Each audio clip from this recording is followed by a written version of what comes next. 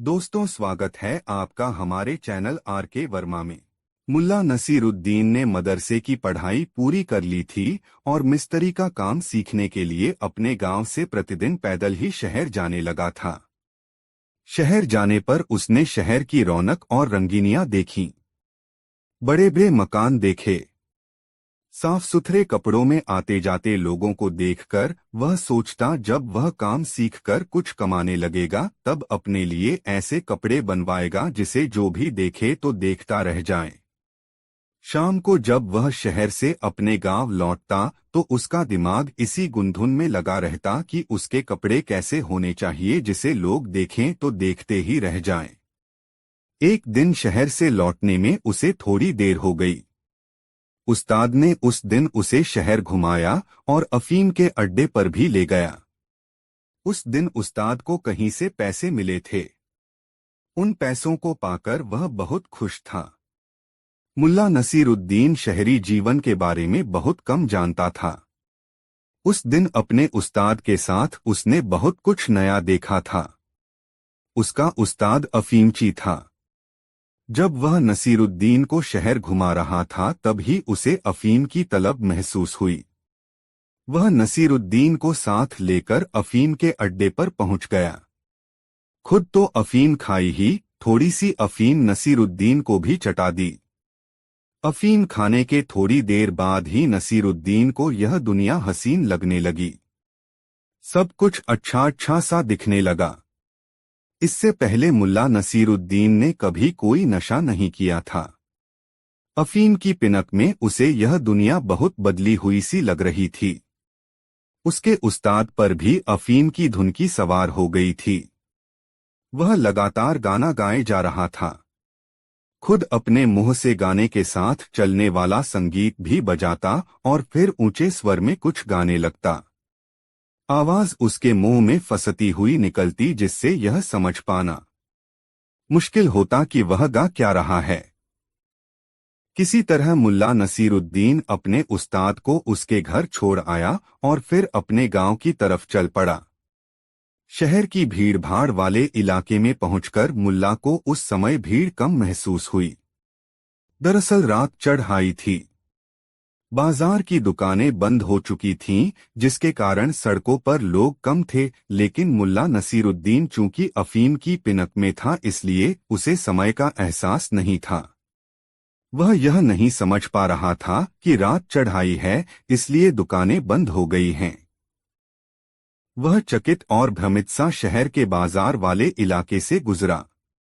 उसे कई बार यह भ्रम भी हुआ कि वह गलत रास्ते पर चल रहा है, किंतु इस भ्रम के साथ ही वह चैतन्य होकर सड़क के दाएं बाएं देखने लगता तो पाता कि वह सही सड़क पर ही चल रहा है।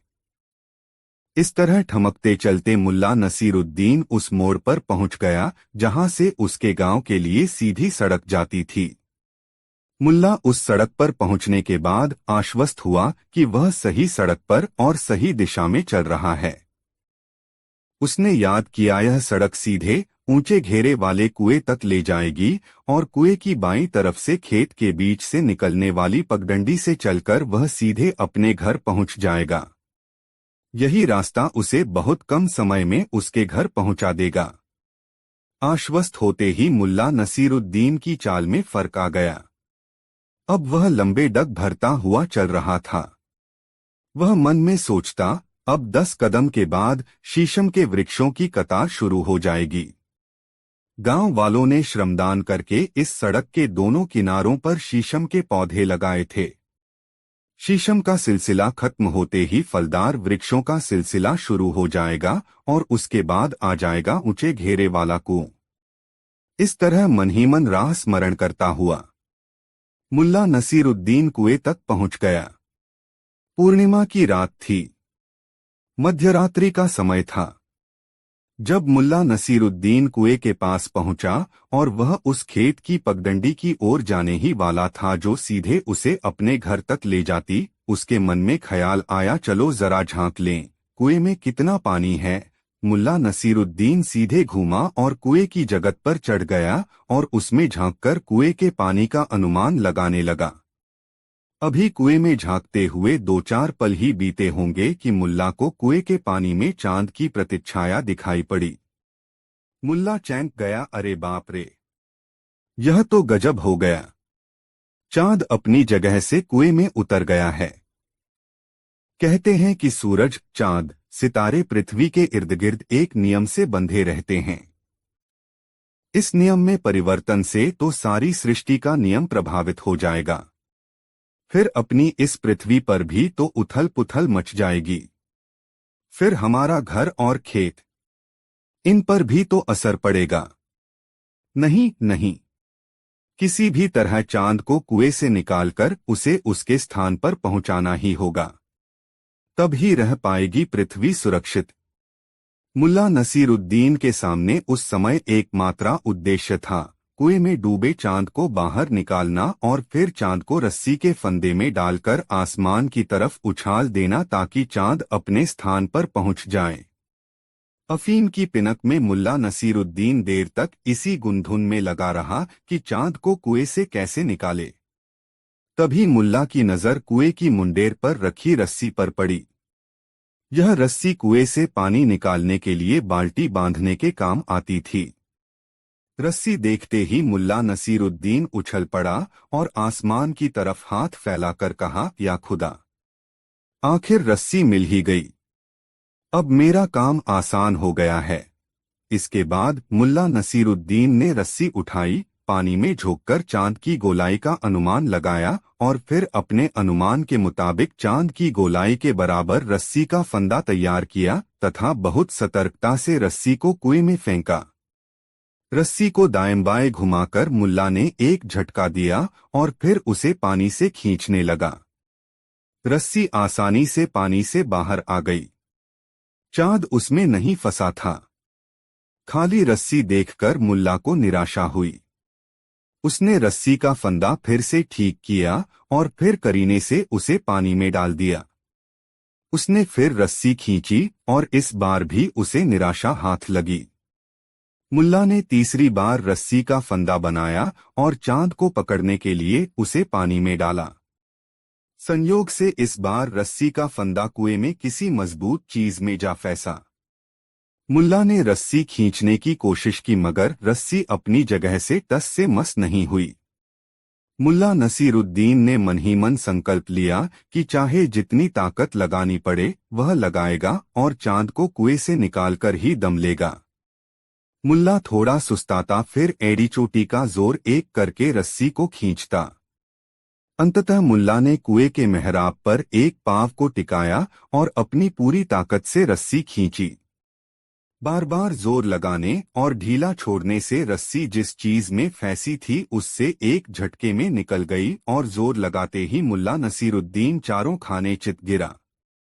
कुएं के मेहराब के चारों तरफ बने पक्के चबूतरे पर मुल्ला नसीरुद्दीन जब गिरा तो उसके सिर का पिछला भाग पक्की सतह से टकरा गया और इस चोट से मुल्ला नसीरुद्दीन की चेतना लुप्त हो गई। थोड़ी देर तक वह चित पड़ा रहा। जब धीरे धीरे उसकी चेतना लौटी और उसने आंखें खोली तो सारा आसमान उसकी आंखों के सामने था। जमीन पर चारों खाने चित पड़ा मुल्ला नसीरुद्दीन यह देखकर अपनी पीड़ा भूल गया कि आसमान में चांद सितारों की मजलिस में अपनी पूरी दमक के साथ मौजूद है। उसने मन ही मन खुदा को धन्यवाद दिया कि यह कायनात बर्बाद होते होते बच गई। फिर वह अपनी जगह से उठा और बिना कुएं के पानी में झांके अपने घर जाने वाली पगडंडी पर चल पड़ा। सामने आसमान में चांद दमक रहा था और चांद को देखकर मुल्ला नसीरुद्दीन सोच रहा था, आज मैंने समय पर नहीं देख लिया होता तो कुएं में ही डूब गया होता चांद। मुल्ला का हर कदम जो उसके घर की तरफ उठ रहा था बहुत तसल्ली भरा कदम था, जैसे उसने कोई किला फतह किया हो। दोस्तों, मुल्ला नसीरुद्दीन समय भांपकर बोलने की क्षमता रखने वाला ऐसा इंसान था जिसकी बातों में रोतों को हंसा देने की क्षमता थी। दंभियों पर उसकी बातें कहर से भारी थी और असहायों के लिए वरदान। अपने इस गुण के कारण मुल्ला नसीरुद्दीन के कदरदानों की कमी नहीं थी। जानने पहचानने वालों की तादाद बढ़ी तो मुल्ला नसीरुद्दीन के दावत पर बुलाने वालों की भी कमी न रही। 2-4 दिन पर कहीं न कहीं से बुलावा आ जाता और मुल्ला नसीरुद्दीन को दावत खाने जाने की विवशता आ घेरती। एक बार राजधानी के एक रईस के घर जलसा हुआ। जलसे का संदेश और आमंत्रण मुल्ला नसीरुद्दीन को भी मिला। आमंत्रण पत्रा भेजने वाले का नाम उसमें मोहम्मद रसूख जिलानी लिखा हुआ था। वह दुविधा में पड़ गया, आखिर कौन है यह मोहम्मद रसूख जिलानी? आमंत्रण पत्रा तो इस ढंग से लिख रखा है मानो मेरा सगा हो। इस तरह के बुलावों के प्रति मुल्ला नसीरुद्दीन बहुत संवेदनशील था। आमंत्रण देने वाला चाहे गरीब हो चाहे अमीर, आमंत्रण किसी के जन्मोत्सव का हो या मरने के बाद किए जाने वाले कर्मकांड का, वह हर बुलावे पर उपस्थित अवश्य होता था। यह उसके जनसंपर्क का दायरा बढ़ाने और लोकव्यवहार का तरीका था। मगर वह मोहम्मद रसूख जिलानी की याद भी नहीं आ रही थी। राजधानी से आए आमंत्रण को नजरअंदाज भी नहीं किया जा सकता था। उसकी उलझन बनी हुई थी, आखिर यह मोहम्मद रसूख जिलानी है कौन? आमंत्रण पत्र की भाषा ऐसी थी जिससे शुभा होता था कि पत्रा किसी करीबी रिश्तेदार ने लिखा है। मुल्ला सोच में पड़ा था, आखिर राजधानी में मेरा रिश्तेदार कौन है? मुल्ला इसी गुंधुन में था कि उसकी बेगम ने ताड़ लिया कि मुल्ला आज किसी उलझन में है। उसने पूछा, क्या बात है? सुबह से ही देख रही हूं, कुछ परेशान नजर आ रहे हो। क्या करोगी जानकर? तुम्हारे बस की बात नहीं, मुल्ला नसीरुद्दीन ने लंबी सांस लेते हुए कहा। मैंने कब कहा कि मेरे बस की बात है? अरे, उलझन बताने से ही सुलझती है। क्या पता मैं तुम्हारी उलझन ही दूर कर दूं, बेगम ने कहा। मुल्ला नसीरुद्दीन थोड़ी देर तक अपनी बेगम का मुंह ताकता रहा, फिर यह सोचकर कि क्या पता इसे ही कुछ याद आ जाए, उसने कहा, दरअसल मैं राजधानी वाले मोहम्मद रसूख जिलानी के बारे में सोच रहा था। अरे, क्या हुआ मामूजान को? बेगम ने चैंकते हुए पूछा। मामूजान? क्या मोहम्मद रसूख जिलानी तुम्हारे मामूजान हैं? और नहीं तो क्या तुम्हारे मामूजान हैं? अरे, इतना भी याद नहीं, वे हमारे बगदाद वाले मामूजान जो शादी के बाद ही बगदाद जा बसे थे। अब 2 साल से राजधानी में रह रहे हैं। वहां अपना मकान बनाया है। सुना है बगदाद से बहुत दौलत लेकर लौटे हैं। मगर बात क्या हुई? यह अचानक तुम मामूजान के ख्यालों में क्यों पड़ गए? जरा मैं भी तो सुनूं। अरे, कुछ नहीं, बस उनके घर से बुलावा आया है। दावत है उनके यहाँ पूर्णमासी के दिन। मैं उनका आमंत्रण पत्रा पढ़ के समझ नहीं पा रहा था कि मोहम्मद रसूख जिलानी हैं कौन। शादी के बाद एक आध बार ही तो मिलना हुआ है और जब भी मिला तो उन्हें मामूजान ही कहा, इसलिए मोहम्मद रसूख जिलानी नाम से उन्हें पहचान नहीं पाया। मुल्ला नसीरुद्दीन ने झेंपते हुए कहा। हाँ, मेरे मायके वालों के नाम तुम्हें क्यों याद रहने लगे? अरे, तुम्हें मेरे अब्बू का नाम मोहम्मद मनसुख जिलानी की याद होती तो मोहम्मद रसूख जिलानी की भी याद आ जाती। खैर, लाओ जरा वह आमंत्रण पत्र मुझे भी दिखाओ, क्या लिखा है मामूजान ने? जरा मैं भी तो देखें। बेगम ने मुल्ला नसीरुद्दीन की तरफ अपना हाथ बढ़ाया और मुल्ला नसीरुद्दीन ने बेगम के हाथ में मोहम्मद रसूख जिलानी का खत रख दिया। बेगम ने उस खत को पढ़ा तो खुशी से उछल पड़ी। अरे, तुमने तो मुझे बताया ही नहीं था, मामूजान ने तो खास तौर से मुझे भी बुलाया है। देखो इसमें कितने प्यार से लिखा है, मेरी प्यारी बिटिया को भी लेते आना। मुल्ला नसीरुद्दीन ने आमंत्रण पत्रा फिर से देखा तो पूरे खत से अलग एक जगह पर यह बात घेर कर लिखी गई थी। इस पंक्ति पर खास तवज्जो दिलाने के लिए इसे चारों तरफ से घेरा गया था, लेकिन मुल्ला नसीरुद्दीन था कि उस पंक्ति पर उसने ध्यान ही नहीं दिया था। बेगम को खुशी से उछलते देखकर मुल्ला नसीरुद्दीन ने सोचा, राजधानी जाना है। एक ही गधा मेरे पास है। बेगम उस पर मेरे साथ बैठ नहीं पाएगी। घोड़े से जाऊं तो घोड़ा किसी से मांगना पड़ेगा। 1-2 दिन की बात होती तो चलो कोई बात नहीं थी। राजधानी जाने में 2 दिन लग जाएंगे और 2 दिन लौटने में। 2 दिन मामू जान के घर, मतलब कि पूरे सप्ताह भर की बात है। यानी 7 दिनों के लिए एक घोड़ा सहित 2 जनों की खुराक का इंतजाम करना होगा। मुल्ला नसीरुद्दीन चिंता में पड़ गया। उसने सोचा, यदि बेगम मामूजान से मिलने जाने का इरादा छोड़ दे तो उसका काम आसान हो जाएगा। मगर बेगम थी कि किसी भी तरह मानने को तैयार नहीं हुई। अंततः मुल्ला नसीरुद्दीन ने अपना लंबा चोगा धारणा किया, नोकदार टोपी पहनी और गधे पर सवार होकर बाजार पहुंच गया। और दिनों की अपेक्षा उस दिन बाजार में भीड़ अधिक थी। मुल्ला ने जानना चाहा कि कारण क्या है, बाजार में इतनी गहमागहमी क्यों है। पता चला कि आज सुल्तान अपने चुनिंदा साथियों के साथ बाजार में खरीदारी करने आ रहे हैं। मुल्ला नसीरुद्दीन को उम्मीद बंध गई कि कोई अच्छा काम इस बाजार में मिल जाएगा। और ऐसा ही हुआ। जेवर की एक दुकान में मुल्ला नसीरुद्दीन को ग्राहकों को जेवर दिखाने का काम मिल गया। सुल्तान की सवारी बाजार में आई, उस समय अफरा तफरी मच गई। मुल्ला नसीरुद्दीन ने साहूकार को गद्दी पर बैठा दिया और आनन फानन में उसने जेवर की दुकान की भीड़ हटाकर दुकान में प्रवेश की जगह खाली करा दी और बिना सेठ से पूछे ही दुकान में लगे झाड़फानूस को रोशन करवा दिया। देखते ही देखते दुकान की रौनक कई गुना बढ़ गई और सुल्तान बाजार की दुकानों को बाहर बाहर ही देखते झांकते उस दुकान में प्रवेश कर गए। मुल्ला नसीरुद्दीन ने अपनी नोकदार टोपी उतारकर और कमर तक झुककर सुल्तान का स्वागत किया। दुकान के लगभग सभी सदस्यों ने सुल्तान का अभिवादन किया। दुकानदार तो सुल्तान की खिदमत में बिछासा जा रहा था, मगर सुल्तान इन तमाम बातों से बेपरवाह मुल्ला नसीरुद्दीन से ही बातें किए जा रहा था। मुल्ला नसीरुद्दीन का अंदाजे बया रोचक, मनोरंजक और जानकारी भरा था। सुल्तान ने उस दुकान से काफी जवाहरात खरीदे और वहां से जाने से पहले मुल्ला नसीरुद्दीन से बोला, मेरा वक्त अच्छा कटा। तुमसे काफी जानकारी भी हासिल हुई। मुझे इस गांव का यह बाजार हमेशा याद रहेगा। तुम मुझे अपना नाम बताओ। क्या पता कभी तुमसे कोई काम ही पड़ जाए। मुल्ला नसीरुद्दीन ने बहुत विनम्रतापूर्वक सुल्तान को अपना नाम पता बताया और सुल्तान को दुकान से बाहर तक छोड़ने आया।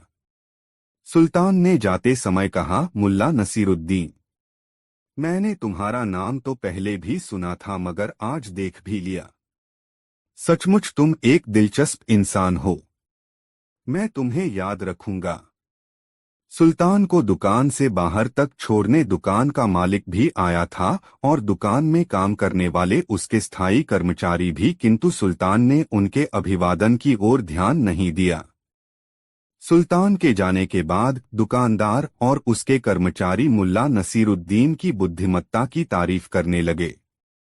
दुकानदार ने सभी कर्मचारियों के सामने स्वीकार किया कि मुल्ला नसीरुद्दीन ने दुकान में बिना कोई नई व्यवस्था के वहां उपलब्ध संसाधनों का ऐसा और ऐसी तत्परता से उपयोग किया कि सुल्तान बाजार की बड़ी दुकानों को छोड़कर इस दुकान में आ गए।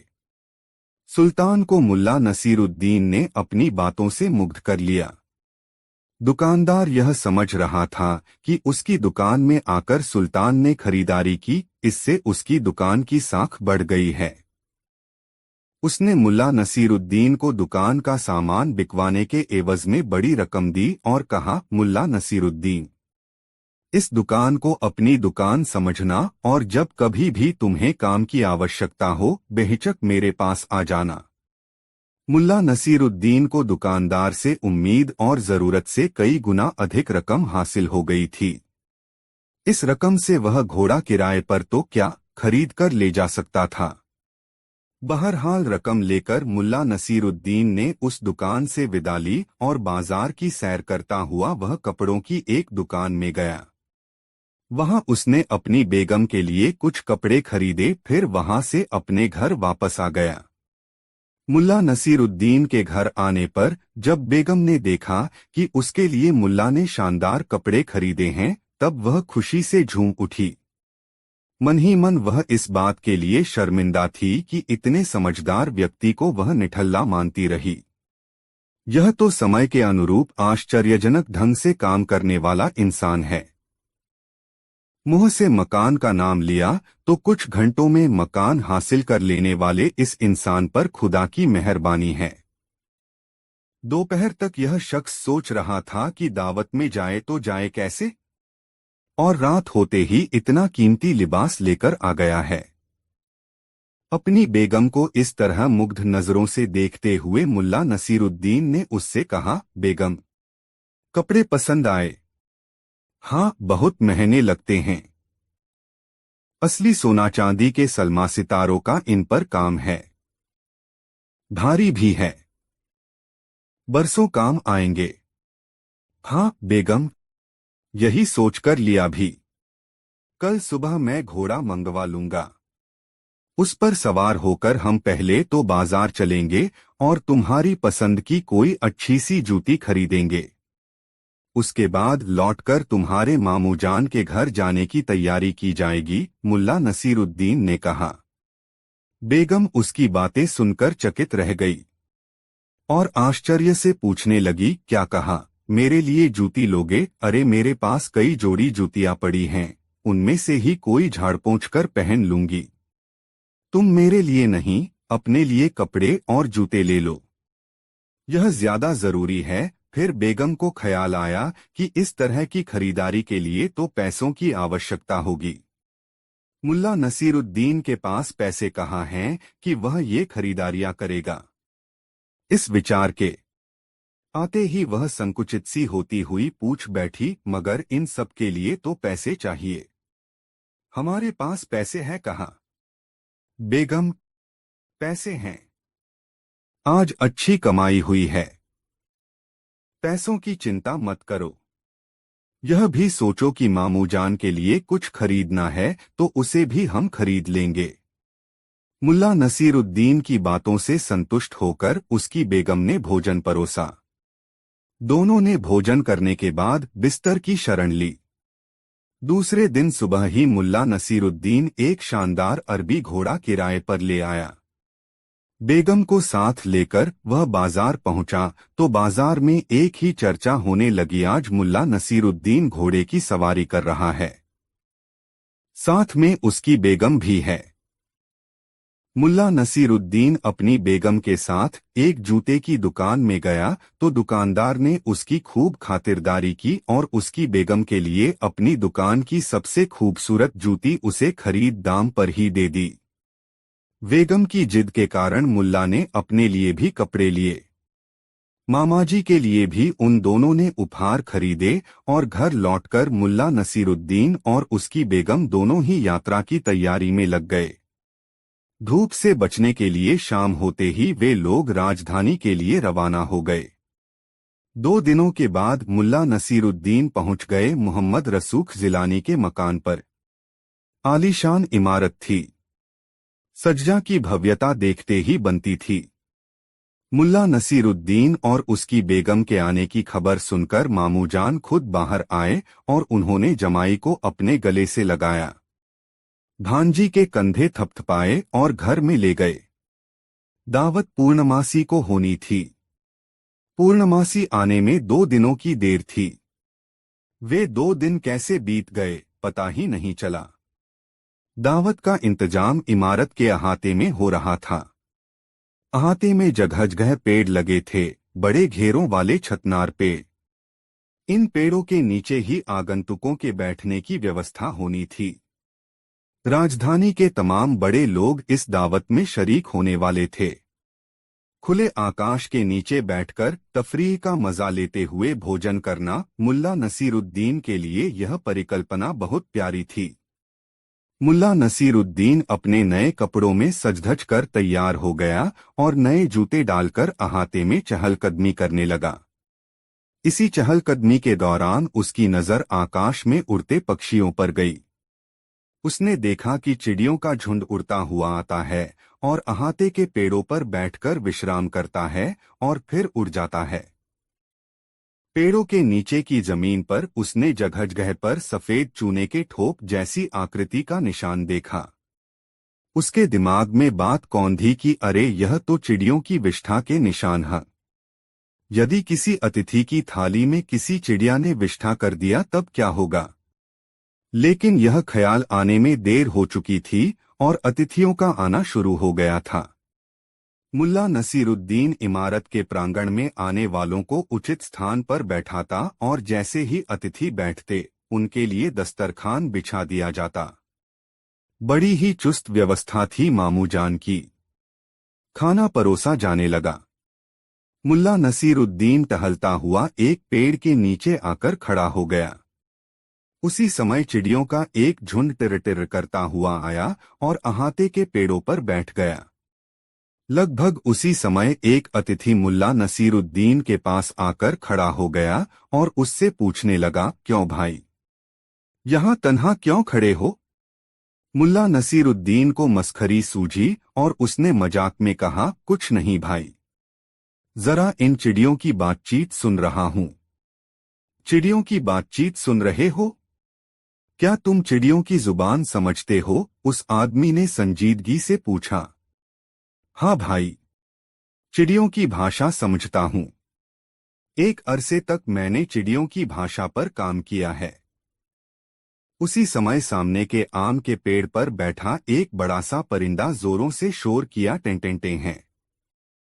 उस आदमी ने मुल्ला नसीरुद्दीन से पूछा, इस परिंदे ने क्या कहा, बताओगे?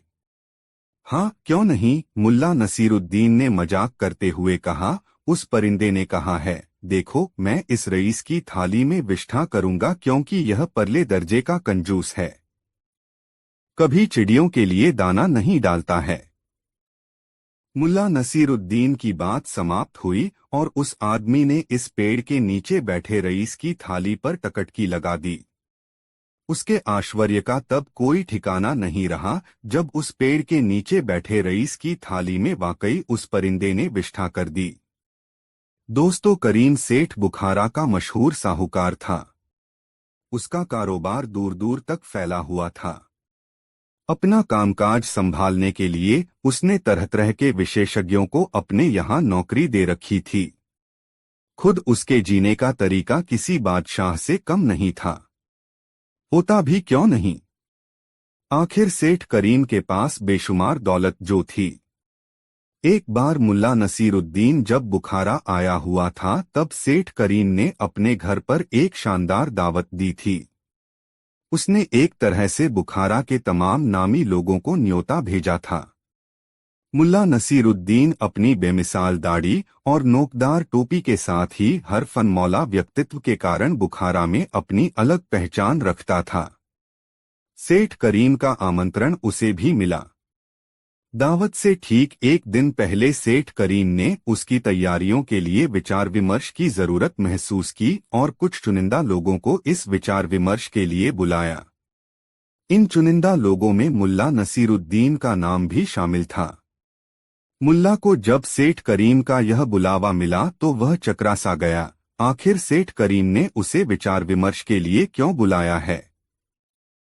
यह तो उसका बिल्कुल निजी मामला है। जिसे चाहे बुलाए और जो चाहे खिलाए। आखिर दावत वह दे रहा है, उसमें भला मेरी सलाह की जरूरत कहाँ से आन पड़ी? मुल्ला ने मन ही मन फैसला किया, मैं तो हरगिज नहीं जाऊंगा। ऐसा विचार कर मुल्ला नसीरुद्दीन ने अपना चोगा पहना, घेरेदार सलवार पहनी और नोकदार टोपी पहनकर अपनी दाढ़ी सहलाते हुए बाजार की तरफ निकल गया। बाजार पहुंचकर मुल्ला को वहां कुछ अजीब सा लगा। उसने देखा कि बाजार में छोटी दुकानें तो खुली हुई हैं मगर बड़ी दुकानें बंद हैं। बाजार में चहल पहल की कमी थी। दाएं बाएं देखता हुआ मुल्ला अपनी आदत के अनुसार दाहरी सहलाता हुआ चला जा रहा था। रास्ते में उसने दो दोस्तों को बातें करते जाते देखा। दोनों मुल्ला नसीरुद्दीन से महज 2 कदमों की दूरी पर चल रहे थे। उनमें से एक कह रहा था, मेरी मान, जब तुझे सेठ करीम ने विचार के लिए बुलाया है तो चला ही जा। कमबख्त बहुत संदिल है, सनकी भी है। यदि तुम उसके यहाँ नहीं गए तब हो सकता है कि वह इस बात का बुरा मान जाए। और यह तो तुम जानते ही हो कि आधा बुखारा उसकी जागीर है, जिसे वह पसंद नहीं करता है, उसका तो बुखारा में रहना ही मुश्किल है। मुल्ला नसीरुद्दीन ने जब सेठ करीम के बारे में उस व्यक्ति की ये बातें सुनी तो वह अचरज में पड़ गया और अपनी चाल तेज करते हुए उन दोनों के करीब पहुंच गया और उनके साथ चलते हुए पूछा, एक बात बताइए भाईजान, यह सेठ करीम क्या बहुत खतरनाक आदमी है? दोनों ने चौंकते हुए मुल्ला नसीरुद्दीन की तरफ देखा और उनमें से एक ने मुल्ला नसीरुद्दीन से मुखातिब होते हुए कहा, लगता है आपको बुखारा के बारे में कम जानकारी है। सच कहें तो बुखारा की चांदनी का बादशाह है सेठ करीम। बुखारा के बाजार में जितने भी व्यापार चल रहे हैं उनमें आधे से भी अधिक में सेठ करीम का पैसा लगा हुआ है। पैसे की सनक सेठ करीम पर ऐसे सवार है कि किसी भी आदमी के पास वह अपना एक पैसा नहीं छोड़ता। हिसाब किताब में वह इतना खरा है कि छोटी सी चूक के लिए वह अपने कारिंदों को बड़ी से बड़ी सजा देने से भी नहीं हिचकता। इन दिनों उसे मशहूर होने की सनक लग गई है, इसीलिए वह समय समय पर दावत देता रहता है। इन दावतों से वह बस इतना चाहता है कि लोग उसे शाखर्च मान लें और उस पर जो कंजूस होने का ठप्पा लगा हुआ है वह हट जाए। सेठ करीम के बारे में मिली इन जानकारियों से मुल्ला नसीरुद्दीन ने उसके पास नहीं जाने का विचार त्याग दिया और तय कर लिया कि वह सेठ करीम के बुलावे पर अवश्य जाएगा और देखेगा कि इस शख्स में ऐसी क्या खास बात है कि लोग उससे इतना खौफ खाते हैं। तभी दूसरे दोस्त ने मुल्ला नसीरुद्दीन से कहा, देखते नहीं हैं जनाब, बाजार की सारी बड़ी दुकानें इस वक्त बंद हैं। सभी दुकानदार इस समय सेठ करीम के पास दरबार लगा रहे होंगे। इतना सुनने के तत्काल बाद मुल्ला नसीरुद्दीन ने भी अपना रुख सेठ करीम के महल की ओर कर लिया और तेज कदमों से चलता हुआ सेठ करीम के पास पहुंच गया। जिस वक्त मुल्ला नसीरुद्दीन सेठ करीम के घर पहुंचा उस समय सचमुच वहां दरबार जैसा माहौल था। सेठ करीम का रुतबा ऐसा था कि बिना उसकी इजाजत के कोई बोल नहीं रहा था। बुखारा के लगभग सभी बड़े लोग वहां बैठे थे। मुल्ला नसीरुद्दीन को भी एक आसन पर बैठा दिया गया। खबास उसके लिए शरबत ले आया। पहले ही घूंट में शरबत से जो तरावट और स्वाद मुल्ला नसीरुद्दीन को मिला उससे वह समझ गया कि यह शरबत कुछ खास है। मुल्ला नसीरुद्दीन धीरे धीरे शरबत के घूंट भरने लगा और वहां जो कुछ भी हो रहा था उसे संजीदगी से देखने लगा। मुल्ला जब बाजार से सेठ करीम के घर की ओर चला था तब उसने मन ही मन फैसला कर लिया था कि वह सेठ करीम को उसके दोहरे चरित्रा से निजात दिलाकर रहेगा। इसलिए वह वहां अपने लिए उचित अवसर की तलाश में था। सेठ करीम उस समय दावत की तैयारियों में होने वाले खर्चों का हिसाब करने में लगा था। उसका लेखाकार उसे हिसाब दिखा रहा था। कागज के एक लंबे टुकड़े पर फहरिस्त बनी थी जिस पर व्यय का ब्यौरा लिखा था। सेठ करीम को उस ब्यौरे में कोई त्रुटि दिखी और वह बिगड़कर लेखाकार को फजीहत करने लगा। अरे, तुम पर इतने बड़े कारोबार का दारोमदार है और तुम ऐसी गलतियां करते हो। दावत पर तो कुछ लाख का खर्च है और तुम्हारी इस चूक से कुछ हजार का ही नुकसान हो सकता है, मगर तुमने ऐसी गलती कारोबारी खाते में कर डाली तो नुकसान करोड़ों का भी हो सकता है। लेखाकार थरथर कांप रहा था। उसके मुंह से शब्द नहीं फूट रहे थे। सेठ करीम का गुस्सा 7वें आसमान पर था। वह चीखा, तुम जैसे कामचोरों को सजा मिलनी ही चाहिए। इसके बाद उसने उपस्थित लोगों से कहा, भाइयों, आप लोग भी आकर इस लेखाकार की करतूत इस फहरिस्त में देख लें। मेरे बारे में सभी जानते हैं कि मैं शाहखर्च आदमी हूं, मगर हिसाब किताब में बहुत पक्का हूं। थोड़ी भी गफलत मुझे बर्दाश्त नहीं है। उसकी यह बात सुनकर भी सभी अतिथि अपनी जगह पर बैठे रहे। कोई अपनी जगह से हिला नहीं, मगर मुल्ला नसीरुद्दीन के मुंह से अनायास ही निकला, देखना क्या है, 3 का 5 हो गया होगा। नसीरुद्दीन की यह बात सेठ करीम ने सुन ली। संयोग था कि उसके पास लेखाकार ने जो फहरिस्त प्रस्तुत की थी उसमें एक स्थान पर 3 के स्थान पर 5 लिखा गया था और इसके कारण एक बड़ी रकम गफलत में पड़ गई थी। सेठ करीम ने आवाज की दिशा में अपना सिर घुमाया और पूछा, यह किसकी आवाज थी? मुल्ला नसीरुद्दीन ने अपनी दाढ़ी सहलाते हुए कहा, मेरी। सेठ करीम ने मुल्ला नसीरुद्दीन से कहा, आपने तो चकित कर दिया जनाब। आपने बजा फरमाया। इस नामुराद ने 3 की जगह 5 लिखकर घपला किया है और खुदा का शुक्र है कि यह पकड़ा गया। आप उतनी दूर क्यों हैं जनाब, आइए मेरे पास बैठिए। मुल्ला नसीरुद्दीन दूर से ही उस दरबार का जायजा लेना चाहता था, इसलिए उसने अपनी जगह पर बैठे बैठे ही कहा, चकित होने की जरूरत नहीं है, मैंने तो एक मुहावरा कहा था। नहीं जनाब, हम भी पारखी हैं। आप आकर हमारे करीब बैठिए। आपकी जगह तो यहाँ है मेरे पास, सेठ करीम ने अनुनय करते हुए कहा। मुल्ला नसीरुद्दीन के पास अब कोई चारा नहीं रह गया, इसलिए वह अपने स्थान से उठा और सेठ करीम के पास जाकर बैठ गया। सेठ करीम ने मुस्कुराते हुए पूछा, जनाब का नाम जान सकता हूँ? मुल्ला नसीरुद्दीन ने कहा। नसीरुद्दीन। सेठ ने नाम दोहराया, नसीरुद्दीन, फिर कहा, कहीं मुल्ला नसीरुद्दीन तो नहीं? हाँ वही, संक्षिप्त सा उत्तर दिया मुल्ला नसीरुद्दीन ने। वाह जनाब, खूब मिले। आपके बारे में जैसा सुना था वैसा ही पाया, सेठ करीम ने खुश होते हुए कहा। तो अभी तो पास बुलाया है। पाया कहाँ? मुल्ला नसीरुद्दीन ने दाढ़ी सहलाते हुए कहा।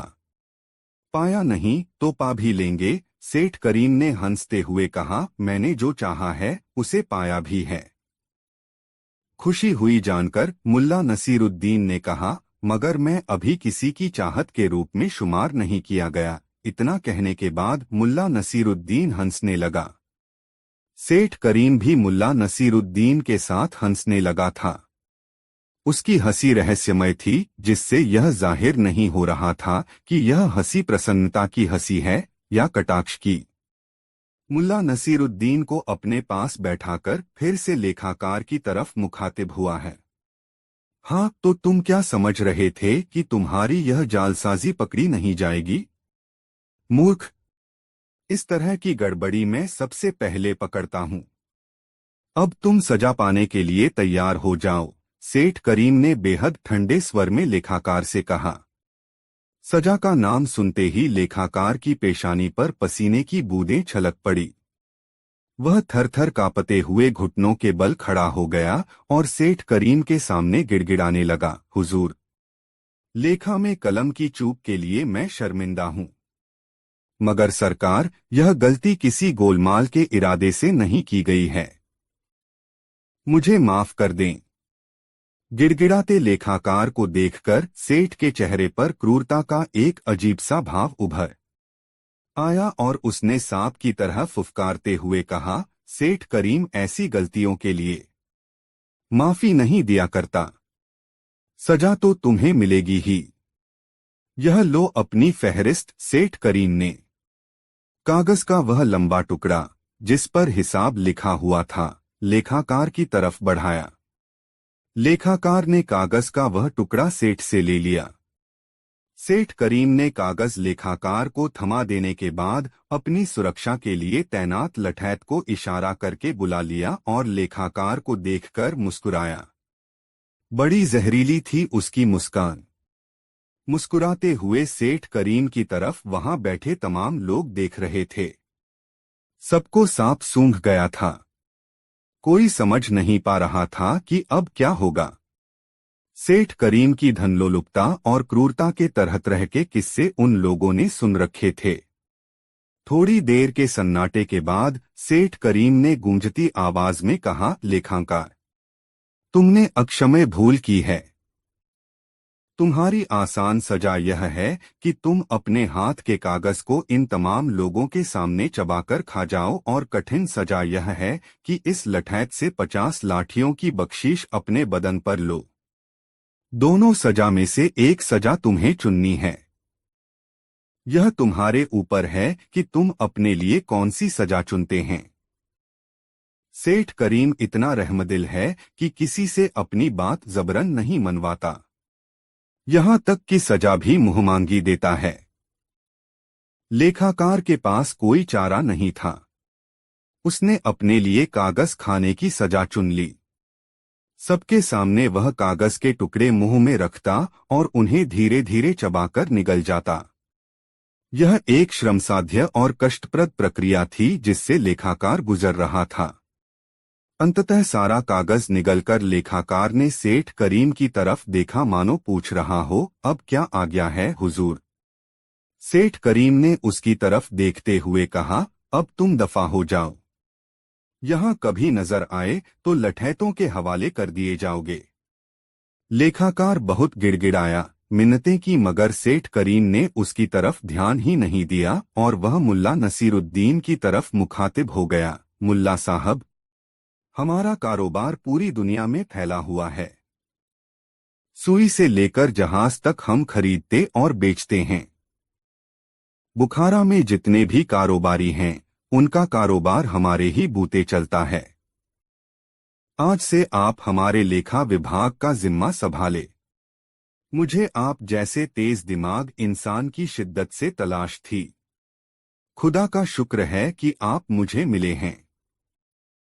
मगर सेठ साहब, आप मुझे गलत समझ रहे हैं। मैं हिसाबी नहीं हूं। मैंने तो मुहावरा कहा था, आपने उसे हिसाब समझ लिया। मुल्ला नसीरुद्दीन ने सेठ करीम से अपना पिंड छुड़ाते हुए कहा। नहीं मुल्ला नसीरुद्दीन, हम भी आंख वाले हैं। ऐसे ही हम इतने बड़े कारोबारी नहीं हो गए हैं। इंसान को पहचानने की कुव्वत तो मुझ में है ही। नानुकुर से काम नहीं चलेगा। अभी से आप लेखा विभाग का काम संभाल लें। अब सारे खर्चों का ब्यौरा आपके पास पहुंचा करेगा और सारी लेनदारियां व देनदारियां आपको बता दी जाएंगी। आपके जैसे व्यक्ति को यह हिसाब किताब समझने में देर नहीं लगेगी। मुहमांगा वेतन आपको दिया जाएगा। यदि आप चाहें तो वेतन की रकम पेशगी ले सकते हैं। बेचारा मुल्ला नसीरुद्दीन पड़ गया सेठ करीम के चक्कर में। उसकी हालत यह थी कि न तो हाँ कहते बन रहा था और न ही ना कहते।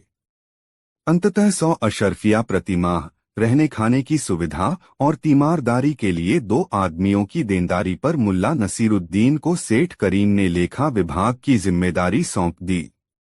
मुल्ला नसीरुद्दीन उसी दिन से सेठ करीम के कारोबार का नया लेखाकार मुकर्रर हो गया। संयोग की बात थी कि मुल्ला के काम संभालते ही 10 लाख अशर्फियों की एक लेनदारी का पता चला। उसके कनिष्ठ कर्मचारी मुल्ला से पूछने आ गए कि यह डूबी रकम अब कैसे निकलेगी। 10 साल पहले पानी के एक जहाज की बिक्री में यह रकम लटक गई थी। मुल्ला ने कहा, सूद समेत इस रकम की वसूली की जाएगी। मुल्ला का यह आदेश कर्मचारियों पर भारी पड़ा। वे आपस में विचार करने लगे कि एक तो डूबी रकम का पता चला, ऊपर से खुश होने की जगह यह मुल्ला दाढ़ी सहलाते हुए बोल रहा है कि सूद समेत बकाये की वापसी होनी चाहिए। प्यादे दौड़ाए गए मगर कोई फायदा नहीं हुआ। जहाज का मालिक बुखारा में ही रहता था मगर 10 महीनों से जहाज के साथ निकला हुआ था। कब लौटेगा किसी को पता नहीं। यही सूचना ला सके प्यादे। मुल्ला नसीरुद्दीन ने अनुमान लगाया, पानी के जहाज से कहीं भी जाने में 5-6 महीने लगते हैं और आने में भी 5-6 महीने।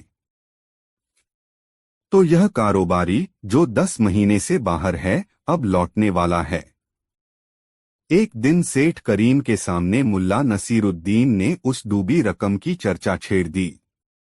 सेठ करीम ने समझा कि मुल्ला नसीरुद्दीन के कमाल से ही इस डूबी रकम का पता चल पाया है। इसलिए उसने मुल्ला नसीरुद्दीन से कहा, मुल्ला साहब, यह रकम भी आप ही वसूलें। किसी और के बूते की बात नहीं कि डूबा पैसा निकाल लाए। सबके सब काहिल हैं, इन्हें बस पगार समय पर चाहिए। सेठ करीम के पास बैठा मुल्ला नसीरुद्दीन अपनी दाढ़ी सहलाता रहा। सेठ करीम वहां से उठकर चला गया। तब भी मुल्ला नसीरुद्दीन वहीं बैठा अपनी दाढ़ी सहलाता रहा। दरअसल उस वक्त मुल्ला नसीरुद्दीन यह सोच रहा था कि जहाजी लोग बहुत दिलदार होते हैं। राजा महाराजाओं के साथ व्यापार करने के कारण उनमें राजा महाराजाओं वाले गुण भी आ जाते हैं। जहाजी जब घर लौटता है तब इफरात पैसा कमा चुका होता है। यदि समय पर उससे मिल लिया जाए तो सेठ करीम के पैसे भी वापस आ जाएंगे और ब्याज के रूप में कुछ रकम और मिल जाएगी। मुल्ला नसीरुद्दीन ने दूसरे दिन ही अपने सभी सहयोगियों को बुलाकर कहा, जहाज वाले से पैसे वसूलने मैं जाऊंगा। ब्याज भी वसूलना मेरा काम होगा। तुम लोग सिर्फ इतना करो कि जहाजी के लौटने की खबर मुझको मिल जाए, इसकी व्यवस्था करो।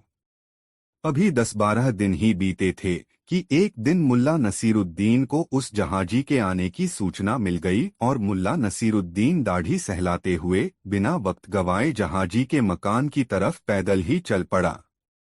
रास्ते में उसने एक गधा किराए पर लिया और 2 खाली बोरियां भी खरीद लीं। जब मुल्ला नसीरुद्दीन जहाजी के मकान पर पहुंचा तब वहां बेशकीमती सामानों की बोरियां करीने से सजाई जा रही थीं।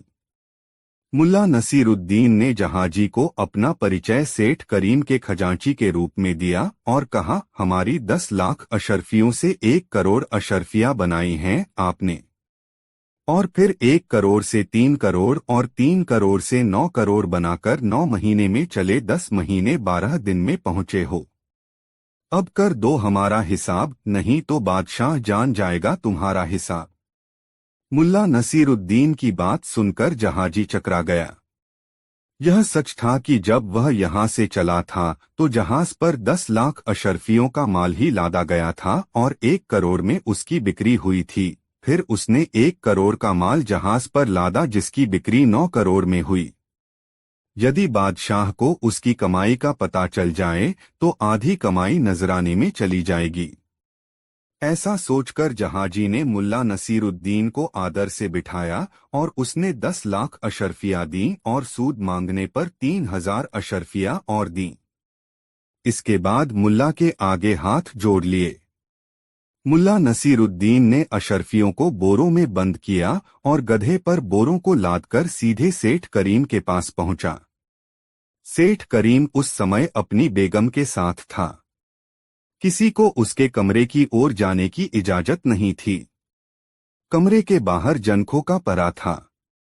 जब मुल्ला के बार बार कहने पर भी कोई सेठ करीम को खबर करने के लिए तैयार नहीं हुआ तब मुल्ला करीम ने चीख कर कहना शुरू किया, सेठ करीम सुनो, एक गधा अशर्फियों के साथ खड़ा तुम्हारे दरवाजे पर तुम्हारा इंतजार कर रहा है। सेठ करीम के कानों तक मुल्ला नसीरुद्दीन की आवाज पहुंची। वह अपने कमरे से यह सोचकर बाहर आया कि मुल्ला नसीरुद्दीन बिना कारण तो आया नहीं होगा, जरूर कोई बहुत जरूरी बात होगी। सेठ करीम ने अपने घर के दरवाजे पर पहुंचकर कहा, आओ मुल्ला नसीरुद्दीन। नहीं सेठ करीम, आज मुझे नहीं, इस गधे को बोरे सहित कमरे में बुलाओ। 10 लाख 3000 अशर्फिया यह गधा जहाजी के घर से ले आया है, मुल्ला नसीरुद्दीन ने कहा। सेठ करीम को समझ में आ गया कि मुल्ला नसीरुद्दीन जहाजी के पास से उसकी डूबी रकम सूद समेत निकाल लाया है। नसीरुद्दीन के इशारे पर वह गधे को कमरे में ले गया और अशर्फियों से भरी बोरियां उतारकर गधे को वापस लेकर मुल्ला नसीरुद्दीन के पास आया। मुल्ला नसीरुद्दीन ने गधे की लगाम थामते हुए सेठ करीम से कहा, सेठ, मुझे अभी 2 अशर्फिया दे दो, 1 अशर्फी गधे का किराया और 1 अशर्फी की दोनों बोरियां। अरे, गधे का भाड़ा अशर्फियों में? 1 अशर्फी में 2 बोरियां तो महंगी हैं, सेठ करीम ने चौंककर पूछा। मुल्ला नसीरुद्दीन ने अपनी दाढ़ी सहलाते हुए कहा, भाड़ा गधे का नहीं सोचता मैं तो देखता हूं कि गधे को भाड़े पर किसने लिया है। मुल्ला नसीरुद्दीन नाम है मेरा। हर काम का मेरा अपना तरीका है। सेठ करीम ने विनम्रतापूर्वक कहना शुरू किया, अरे मुल्ला साहब, आप तो नाराज हो गए। ये लीजिए 2 अशर्फिया। मैं भला आपको नाराज कर सकता हूं? यह डूबी रकम निकाल लाने और 3000 अशर्फियों अधिक लाने का इनाम भी तो आपको मिलना ही चाहिए। कल आप अपना हिसाब किताब देख लें। आपकी जो लेनदारी होगी वह और अपनी तरफ से जो देना होगा वह भी मैं कल दे दूंगा। मुल्ला नसीरुद्दीन 2 अशर्फिया लेकर वहां से चल दिया। गधे वाले को उसने 1 अशर्फी दी तथा 1 अशर्फी अपनी जेब के हवाले कर गधे वाले की दुआएं लेता हुआ अपने घर लौट गया। दूसरे दिन मुल्ला नसीरुद्दीन एक बड़ी सी रोटी लपेटकर कांख में दबाए सेठ करीम के पास पहुंचा। सेठ करीम ने मुल्ला नसीरुद्दीन का यह अंदाज देखा तो उससे पूछा, क्या बात है मुल्ला साहब, आपने कांख में क्या दबा रखा है? सेठ साहब, यह है मेरा हिसाब लेनदारियों का। आप हिसाब किताब में कोई गलती बर्दाश्त नहीं करते और आदमी है गलतियों का मजमुआ। आखिर मैं भी आदमी ही हूं। मैंने सोचा कि गलती मुझसे भी हो सकती है, इसलिए अपना हिसाब मैंने रोटी पर तैयार किया है। क्या पता कि गलती निकल ही आए। मुल्ला नसीरुद्दीन ने कहा। क्या मतलब? सेठ करीम ने पूछा। मतलब यह कि लेखाकार को आपने एक गलती पर कागज का पुलिंदा निगलने की सजा सुनाई थी। मैं कागज नहीं खा सकता, इसलिए मैं रोटी पर हिसाब लिख लाया हूं, मुल्ला नसीरुद्दीन ने कहा। सेठ करीम को मुल्ला के इस कथन से बड़ी ग्लानि हुई।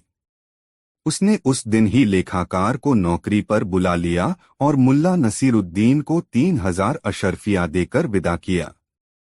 जब मुल्ला नसीरुद्दीन वहां से जाने लगा तब अचानक सेठ करीम को एक झटका सा लगा कि तेज दिमाग नसीरुद्दीन अब उसका मुलाजिम नहीं है, तो उसके मुंह से निकला, अब क्या होगा?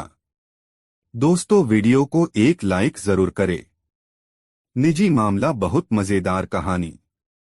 मुल्ला नसीरुद्दीन के दिन फिरते देर नहीं लगी और फाकाक्षी के दौर से गुजरकर वह फिर से संपन्नता की बुलंदियां छूने लगा। जमींदार ने उसे 25 बीघा जमीन किसी बात पर खुश होकर दे दी थी।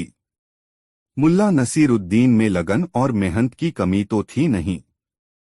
वह मनोयोग से अपने नए काम में जुट गया और जल्दी ही किसानी के जरूरी गुर सीखने लगा। किस मौसम में कौन सी फसल उगानी चाहिए, किस फसल में कब कब और कितना पानी डालना चाहिए, किस फसल की कोड़ाई कब होती है, निराई के वक्त किन बातों पर ध्यान दिया जाना आवश्यक है, आदि बातें उसे जवानी की याद हो गईं। उसने अपने खेत में बाजरा लगाया था और प्रतिदिन खेत की चौहद्दी की परिक्रमा करता था ताकि खेत में कहीं कुछ कमी दिखे तो उसकी भरपाई में वह लग जाए। एक दिन मुल्ला नसीरुद्दीन अपने खेत की मेंढ से गुजर रहा था कि उसने देखा उसके खेत में उसके एक पड़ोसी शमसुद्दीन का बैल घुस आया है और छुट्टा घूम घूम कर फसल नष्ट कर रहा है। मुल्ला नसीरुद्दीन को यह देखकर बहुत गुस्सा आया। उसने पड़ोसी शमसुद्दीन के पास जाकर कहा, शमसुद्दीन भाई, आपका बैल मेरे खेत में घुस आया है। आप चलकर अपने बैल को पकड़कर ले आइए। वह मेरी फसलों को नष्ट कर रहा है। मुल्ला नसीरुद्दीन जितना सीधा सादा इंसान था, ठीक उसके विपरीत शम्मुद्दीन बहुत ऐंठन वाला घमंडी इंसान था। मुल्ला नसीरुद्दीन को खैरात में जमीन का इतना बड़ा टुकड़ा मिलने से वह उससे ईर्ष्या करने लगा था। पहलवानी का शौक था उसे, जिसके कारण वह हट्टा कट्टा और दमदार भी था। हमेशा अपनी रोबीली मूंछों पर वह ताव देता रहता था। जब मुल्ला ने उससे बैल के खेत में घुस आने की शिकायत की तो वह मूंछों पर ताव देता हुआ जोर जोर से हंसने लगा। फिर कहा, अरे तुम कैसे किसान हो जो यह भी नहीं जानते कि जब कोई जानवर किसी खेत में घुस जाए तब यह किसान और जानवर के बीच का मामला होता है, जिसमें तीसरे को कुछ न बोलना चाहिए और नहीं करना चाहिए। अब जानो तुम और जाने बैल, मैं बीच में क्या करूं? यह तो तुम दोनों के बीच का निजी मामला है।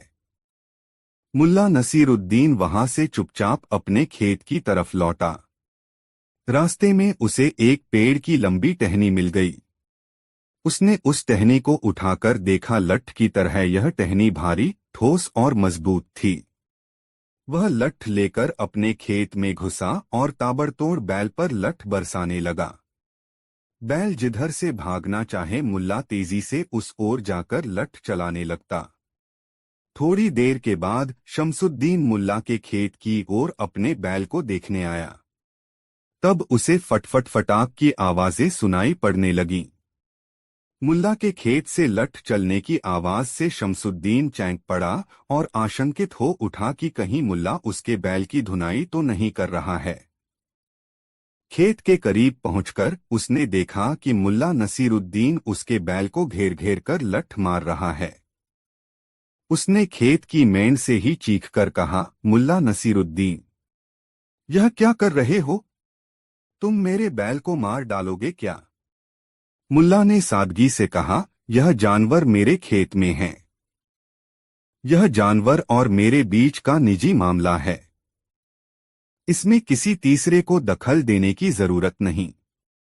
मैं चाहूं तो इसे चरने दूं, चाहूं तो पीहूं, कोई तीसरा इसमें कैसे पड़ सकता है? शमसुद्दीन के होश ठिकाने आ गए और उसने मुल्ला को वचन दिया कि अब वह बैल को कभी उसके खेत की ओर नहीं फटकने देगा। शमसुद्दीन के तेवर ढीले होते देखकर मुल्ला नसीरुद्दीन के चेहरे पर मुस्कान तैरने लगी। दोस्तों, मुल्ला नसरुद्दीन की यह कहानी आपको कैसी लगी कमेंट बॉक्स में जरूर बताएं। मुल्ला नसरुद्दीन की मजेदार कहानी, पानी के जादू से धन की प्राप्ति। दोस्तों, एक दिन मुल्ला नसरुद्दीन अपने गांव के बाहर एक छोटे से रास्ते पर जा रहा था। चलते चलते वह एक नदी के किनारे पहुंचा। नदी के किनारे खड़ा एक आदमी सिर झुकाकर बैठा था। मुल्ला ने देखा कि वह बहुत गहरी सोच में डूबा हुआ था, जैसे किसी बड़ी समस्या से जूझ रहा हो। मुल्ला उसके पास गया और बोला, क्या हुआ भाई, तुम इतने परेशान क्यों हो? आदमी ने सिर उठाया और कहा, मुल्ला, मेरी जिंदगी में सब कुछ ठीक नहीं चल रहा। मैं बहुत मेहनत करता हूँ, लेकिन फिर भी मुझे कभी वह खुशी नहीं मिलती जिसकी मुझे उम्मीद है। मुझे लगता है कि मैं कभी भी अपना सपना पूरा नहीं कर पाऊंगा।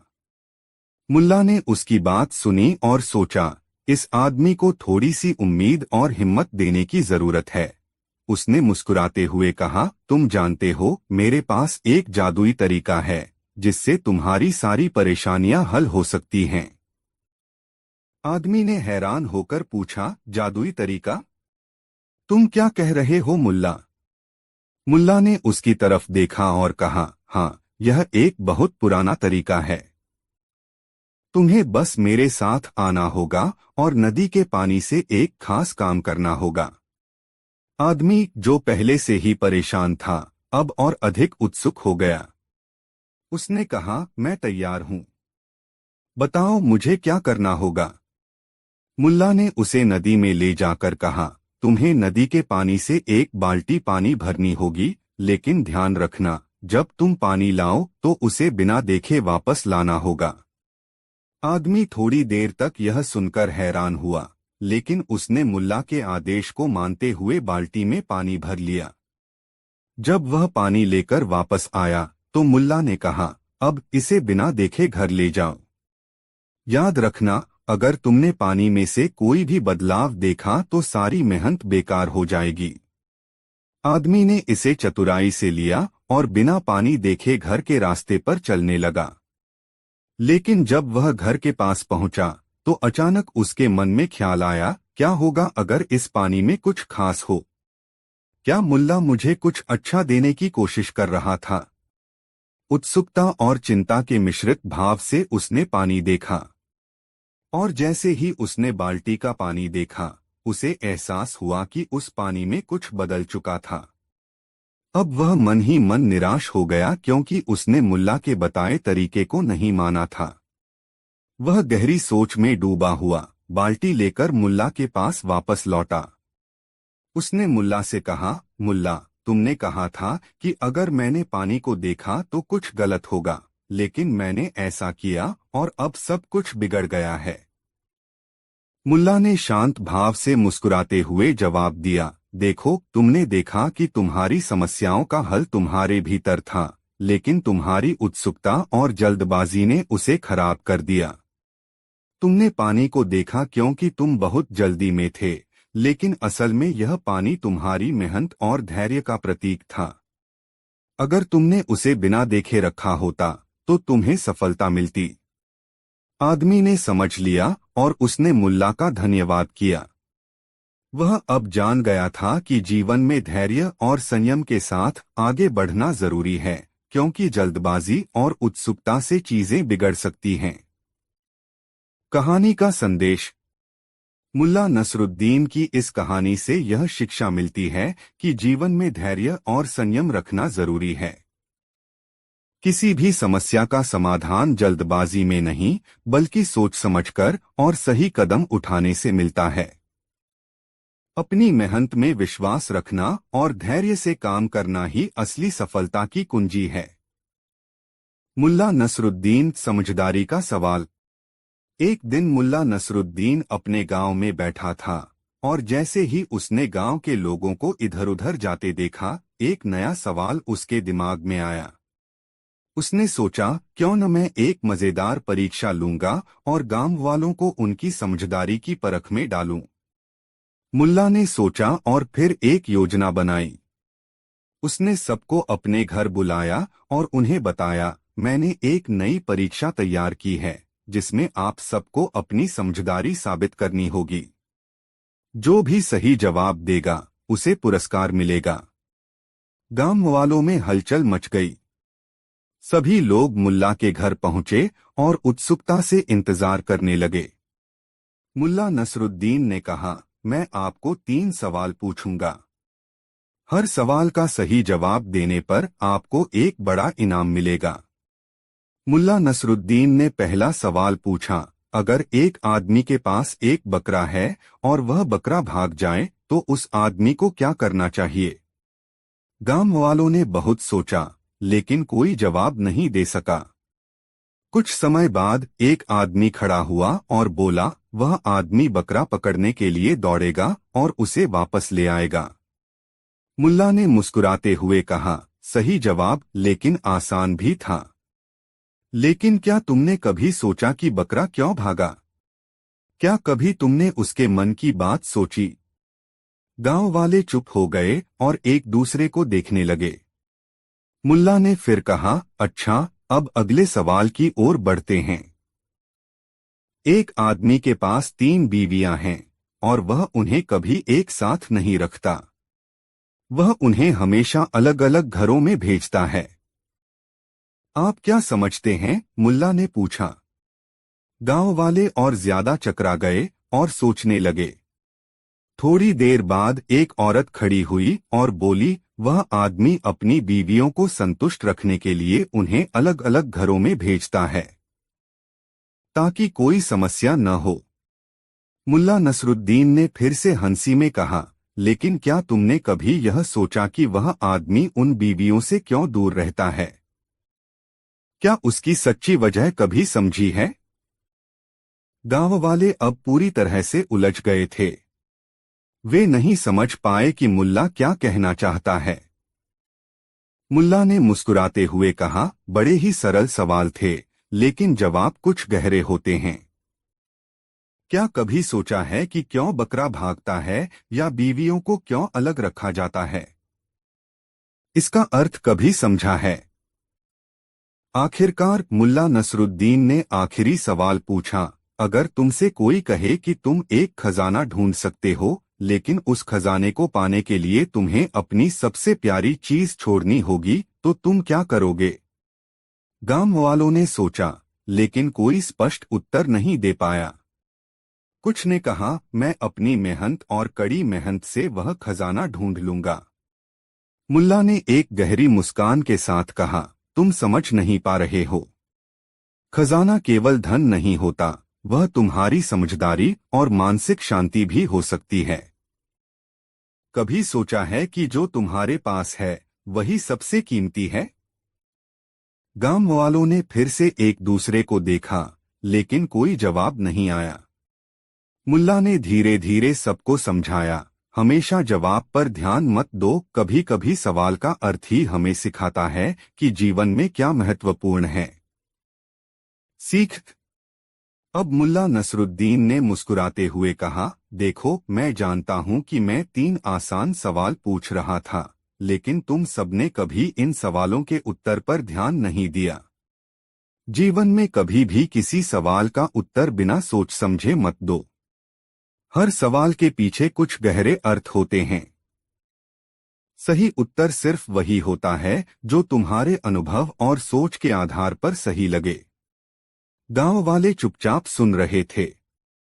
अचानक सबको यह एहसास हुआ कि मुल्ला नसरुद्दीन ने उन्हें सिर्फ चतुराई के सवाल नहीं पूछे थे, बल्कि जीवन के उन पहलुओं को समझने के लिए चुनौती दी थी जिन्हें वे अक्सर नजरअंदाज कर देते थे। आखिरकार मुल्ला ने कहा, सच यह है कि सबसे बड़ी समझदारी तब आती है जब हम सवालों से ज्यादा उनके उद्देश्य और उनके गहरे अर्थ को समझने की कोशिश करते हैं। गांव वाले धीरे धीरे समझ गए और मुल्ला नसरुद्दीन के इस दृष्टिकोण को सराहा। वे अब हर सवाल और परिस्थिति को गहरे से समझने की कोशिश करते थे। यह कहानी यह सिखाती है कि कभी कभी हमें हर चीज का गहराई से मूल्यांकन करना चाहिए और जीवन के छोटे सवालों और घटनाओं को अधिक समझदारी से देखना चाहिए। दोस्तों, जिस तरह मुल्ला नसीरुद्दीन को चाहने वालों की कमी नहीं थी, उसी तरह उससे जलने वालों की भी कमी नहीं थी। उससे ईर्ष्या रखने वाले हमेशा ऐसे अवसर की ताक में रहते थे जिसमें उन्हें उसकी खिल्ली उड़ाने का मौका मिल जाए। एक दिन मुल्ला नसीरुद्दीन सुबह की सैर करने निकला था। हमेशा की तरह उसने लंबा चोगा और सलवार पहन रखा था। पाँव में नक्काशीदार जूती थी और सिर पर नोकदार लंबी टोपी। अपनी दाढ़ी सहलाता हुआ मुल्ला अपनी गली में लंबे डग भर रहा था कि उसका एक पड़ोसी, जो कहीं से आ रहा था, रास्ते में ठोकर लगने के कारण गिर पड़ा।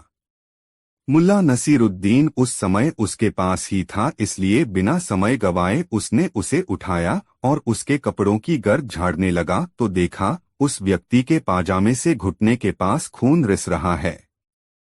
मुल्ला को यह समझते देर नहीं लगी कि उस व्यक्ति का घुटना गिरने के कारण जख्मी हो गया है। मुल्ला नसीरुद्दीन ने उस व्यक्ति से कहा, अपना पाजामा घुटने तक उठा लो, मैं गेंदा के पौधे के पत्ते तोड़ लाता हूँ। उसका रस लगा देने से तुम्हारा जख्म भर जाएगा, खून गिरना तो तुरंत बंद हो जाएगा। इतना कहकर मुल्ला नसीरुद्दीन बिना किसी की इजाजत लिए एक घर के आगे सजावट के लिए लगाए गए गेंदे के पौधों से कुछ पत्तियां तोड़ने लगा। यह अहाता जिसमें गेंदा के पौधे लगाए गए थे रहमत खान का था। रहमत खान मुल्ला नसीरुद्दीन से बैर रखता था। उसे इस बात की रंजिश थी कि एक ही मोहल्ले में रहते हुए मुल्ला नसीरुद्दीन को दूर दूर तक लोग जानते और मानते हैं, जबकि मुल्ला नसीरुद्दीन की माली हैसियत उसके आगे कुछ भी नहीं है और उसे कोई नहीं जानता। मानने की तो बात ही जुदा है। जब रहमत खान ने मुल्ला नसीरुद्दीन को गेंदा के पत्ते तोड़ते देखा तो उसके तन बदन में आग लग गई। जलन से वह सुलग उठा और झल्लाई आवाज में बोला, मियां नसीर, यह क्या कर रहे हो? गेंदा के पौधे मैंने घर की शोभा के लिए लगाए हैं और तुम उसके पत्ते नोच रहे हो, वह भी बिना इजाजत। मुल्ला नसीरुद्दीन जानता था कि रहमत खान उससे खार खाए रहता है, किंतु अभी वह वाकई बिना इजाजत उसके लगाए गेंदे पौधों के पत्ते तोड़ रहा है। यह ख्याल आते ही कि रहमत का टोकना उचित है, उसने मासूमियत से कहा, माफ करना रहमू, इस आदमी के घुटने छिल गए हैं। उस रिश्ते खून को देखकर मुझे कुछ भी ख्याल नहीं रहा सिवा इसके कि इसके जख्म से खून बहना बंद हो जाए। मैंने यहाँ गेंदे के पौधे देखे तो याद आया कि इसके रस से खून का बहना बंद हो सकता है। बस मैं गेंदा के पत्ते बेख्याली में तोड़ने लगा। ऐसा कहते हुए मुल्ला नसीरुद्दीन गेंदे के पत्तों को अपनी तलहथी पर मसलता भी रहा। रहमत खान मुल्ला नसीरुद्दीन को नीचा दिखाने पर आमादा था। उसने उससे कहा, हाँ ठीक है, पहले तुम इस आदमी का ठीक से इलाज कर लो। मैं भी एक हकीम की तलाश में था। अब तुम पास में हो तो क्या गम है, तुमसे ही अपना भी इलाज करवा लूंगा। दरअसल मुझे मालूम नहीं था कि तुम हकीमी भी करते हो। मुल्ला नसीरुद्दीन रहमत खान की बातों में छुपे व्यंग्य को समझ रहा था, मगर उसकी बातों पर ध्यान दिए बिना ही उसने उस चोटिल व्यक्ति के जख्म पर गेंदे के पत्तों का रस टपकाया। वाकई खून का बहना रुक गया। वह व्यक्ति मुल्ला नसीरुद्दीन को धन्यवाद कहता हुआ विदा हो गया। तब तक रहमत खान अपने दरवाजे पर खड़ा रहकर मुल्ला नसीरुद्दीन की हकीमी देख रहा था। जब मुल्ला नसीरुद्दीन अपने काम से मुक्त हुआ तब रहमत खान ने मुल्ला नसीरुद्दीन को व्यंग्य भरी से देखते हुए कहा, हाँ तो हकीम साहब, मुझे भी आपसे इलाज करवाना है। आप तो खुदाई खिदमतगार हैं, मेरा भी भला करें। मुल्ला नसीरुद्दीन समझ रहा था कि रहमत खान उसका मजाक उड़ा रहा है, मगर अपनी शैली में जीने का आदि मस्तमलंग मुल्ला अपने पड़ोसी रहमत खान की व्यंग्यबुझी बातों से अप्रभावित रहा और मुस्कुराते हुए पूछा, बताओ तो सही, तकलीफ क्या है? जितना तजुर्बा है उतनी मदद तो मैं किसी की भी करूंगा। रहमत खान ने मुल्ला नसीरुद्दीन के सामने खड़े होकर अपनी तोंद सहलाते हुए कहा, कल रात एक अजीब वाकया हुआ। वह भी तब जब मैं गहरी नींद सोया हुआ था। नींद में ही मुझे अकबकाहट महसूस हुई। मेरी आदत है कि मैं मुंह खोलकर सोता हूं। अकबकाहट के मारे मुझे जम्हाई आई और जम्हाई के कारण मेरा मुंह पूरा खुल गया। मेरे घर में बहुत चूहे हैं। जिस वक्त मैं जम्हाई ले रहा था उसी वक्त एक चूहा तेजी से दौड़ता हुआ आया और मेरे मुंह में घुसकर गले की नली के रास्ते मेरे पेट में पहुंच गया और वहीं ऊधम मचाए हुए है। कोई ऐसा उपाय बताइए कि यह चूहा मरे और मेरे पेट में शांति हो। बस इतनी सी बात। यह तो कोई ऐसी समस्या नहीं है कि चिंतित हुआ जाए। मुस्कुराते और अपनी दाढ़ी सहलाते हुए मुल्ला नसीरुद्दीन ने कहा, देखो रहम, तुम बड़ा सा मुंह खोलकर जम्हाई लेना जानते ही हो।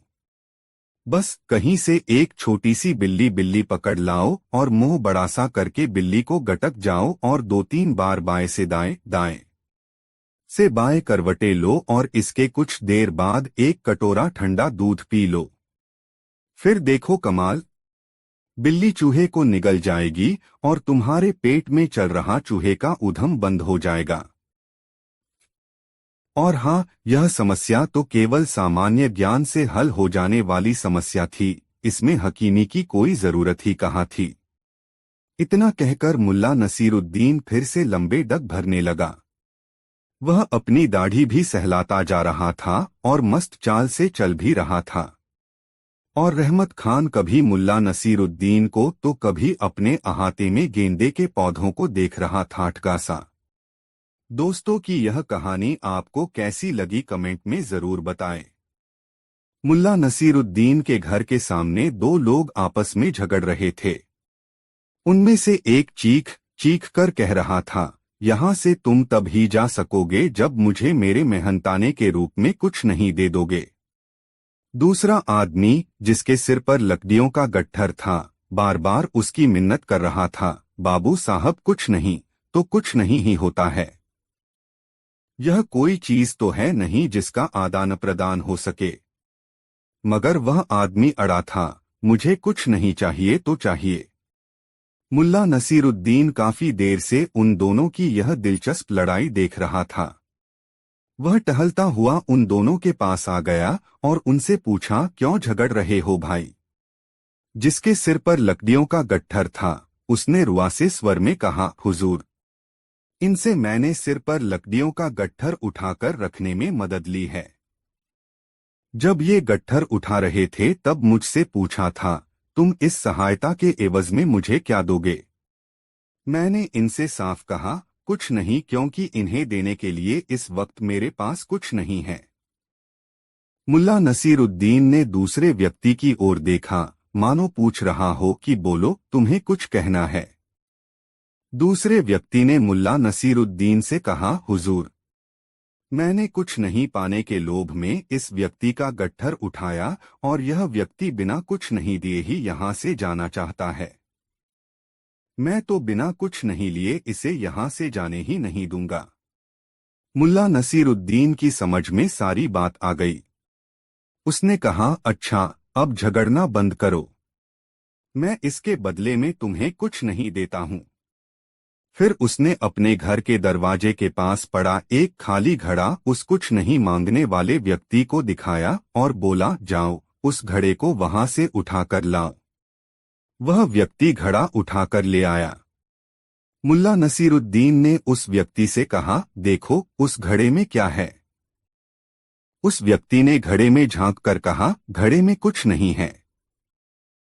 ठीक है, मुल्ला नसीरुद्दीन ने कहा, अब तुम उस घड़े से कुछ नहीं निकाल लो और घड़ा वहीं रखाओ जहां से उसे उठाकर लाए हो। वह व्यक्ति असमंजस की स्थिति में थोड़ी देर तक वहीं खड़ा रहा और फिर घड़ा उठाकर जहां से उठाया था वहीं रखाया और अपनी राह चला गया।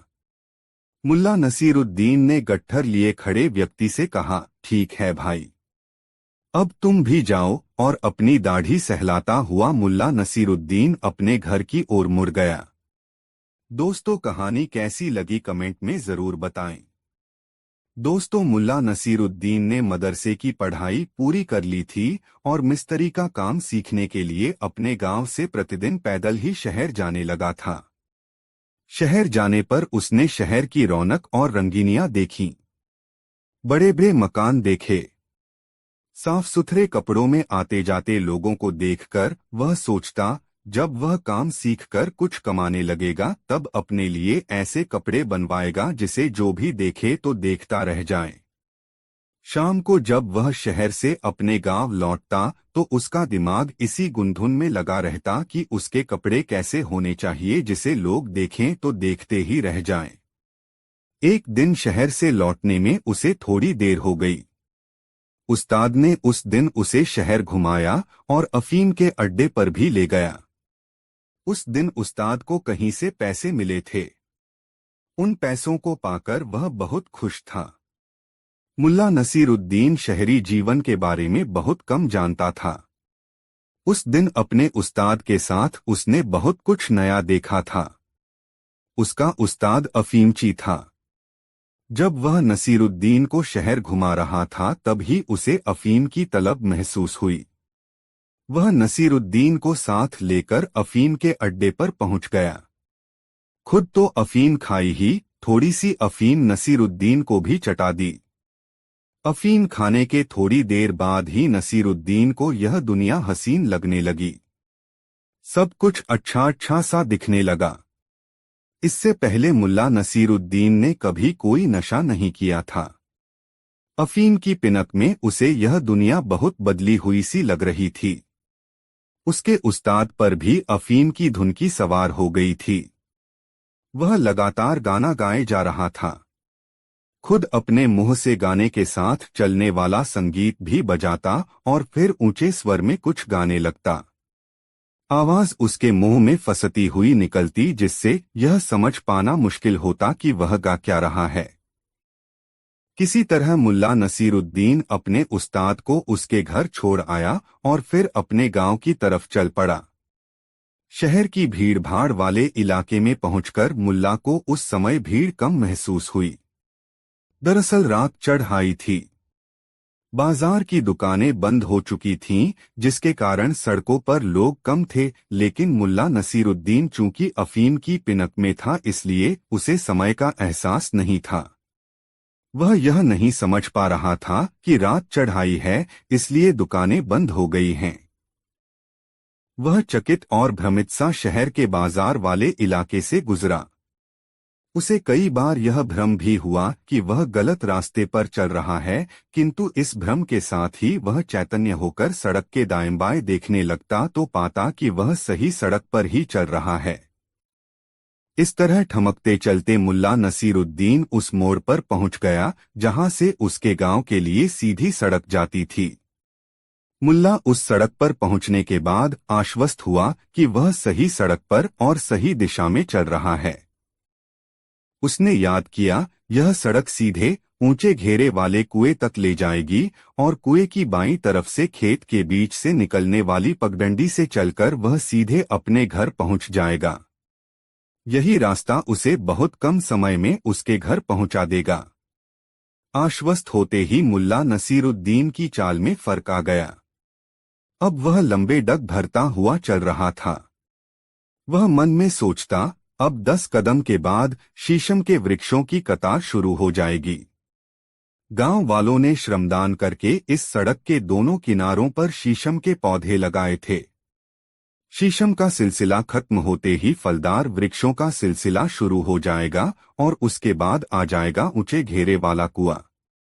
इस तरह मन ही मन राह स्मरण करता हुआ मुल्ला नसीरुद्दीन कुएं तक पहुंच गया। पूर्णिमा की रात थी। मध्यरात्रि का समय था। जब मुल्ला नसीरुद्दीन कुएं के पास पहुंचा और वह उस खेत की पगडंडी की ओर जाने ही वाला था जो सीधे उसे अपने घर तक ले जाती, उसके मन में ख्याल आया, चलो जरा झांक लें, कुएं में कितना पानी है।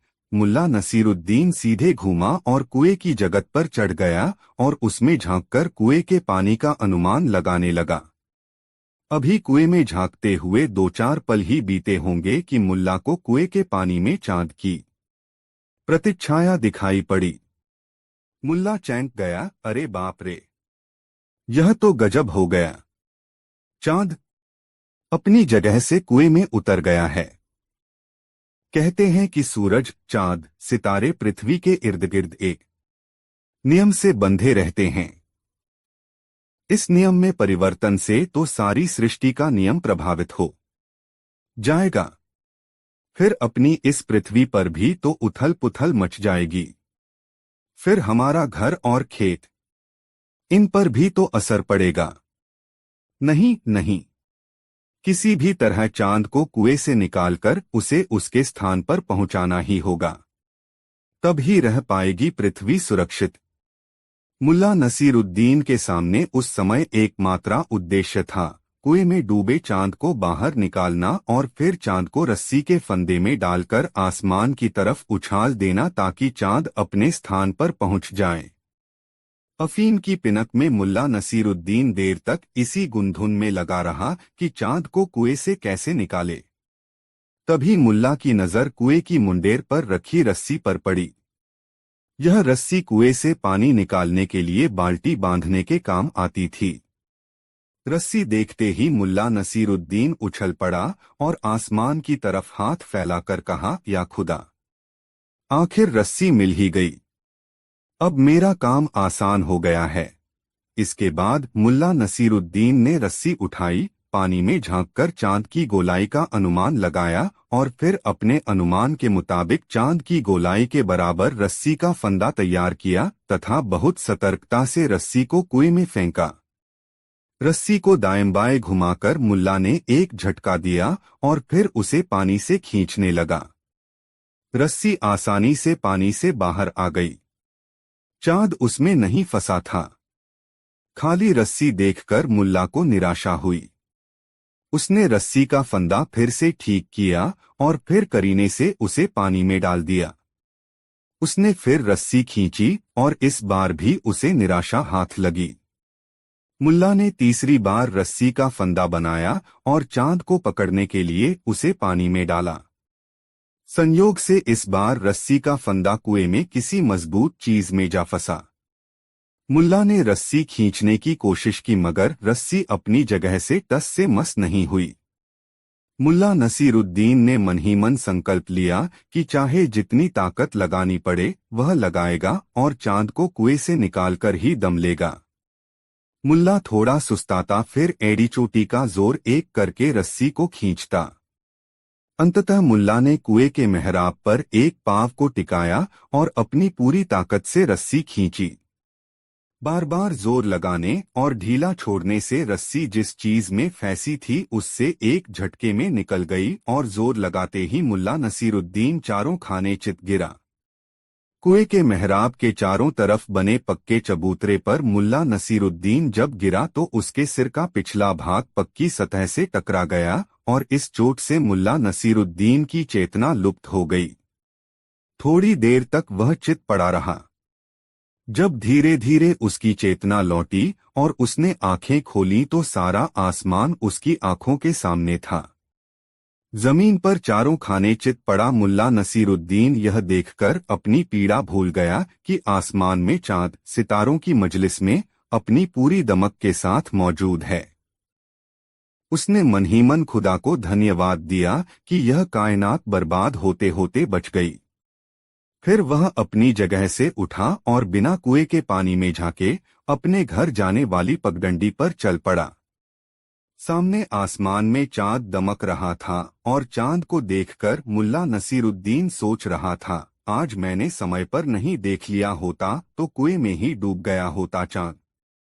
मुल्ला का हर कदम जो उसके घर की तरफ उठ रहा था बहुत तसल्ली भरा कदम था, जैसे उसने कोई किला फतह किया हो। दोस्तों, वीडियो को एक लाइक जरूर कर दे। दोस्तों, एक दिन मुल्ला नसीरुद्दीन अपनी बगिया के फूलों को पानी से सींच रहा था। उसी समय उसके पास एक आदमी आया और कहने लगा, मुल्ला जी, मैं आपके गुणों से बहुत प्रभावित हूँ। मेरी ख्वाहिश है कि मुझ में भी आपके जैसे गुण हों। मुझे आप अपना शिष्य बनाकर ऐसे गुर सिखा दें जिससे मेरा जीवन सफल हो जाए। लेकिन मुल्ला जी, आपको मेरा गुरु बनने से पहले मेरे एक प्रश्न का जवाब देना होगा। हाँ हाँ, पूछो, मुल्ला नसीरुद्दीन ने उस आदमी में रुचि लेते हुए कहा। उसे वह आदमी काफी दिलचस्प लगा। उस आदमी ने पूछा, सूरज निकलने के बाद सुबह से शाम तक लोग बाएं दाएं, आगे पीछे, ऊपर नीचे भागते हुए दिखते हैं। ऐसा क्यों नहीं होता कि दुनिया के तमाम लोग एक ही दिशा में चलें? यदि ऐसा होता तो कितना अच्छा होता। मुल्ला नसीरुद्दीन ने जब उस आदमी की बात सुनी तो उसे उसके साथ मस्खरी करने की सूझी। उसने कहा, अरे, तू मेरा शिष्य बनने तो आ गया मगर तू इतनी छोटी सी बात भी नहीं जानता। तू तो महामूर्ख है।